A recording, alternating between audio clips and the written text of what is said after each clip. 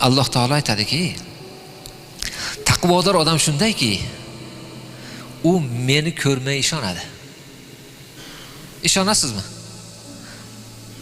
Mana shu joyda hamma Allohni ko'rmay ishonganlar o'tiribdi. Shundaymi? G'aybga iymon keltirganlar. Sizlar sanab turinglar. Shu men 3 ta sifat aytaman. Uchala sifat sizda bormi, yo'qmi?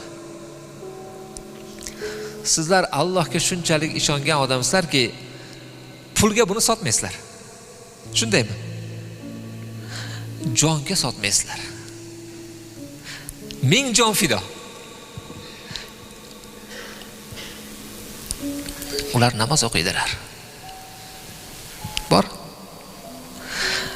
Va mimma razaqnahum yunfiqun. Men ularga deb bergan rizqdan boshqalarga berishadi. Bormi? Alloh subhanahu va taolo mana shu odamni taqvodor odam degan ekan.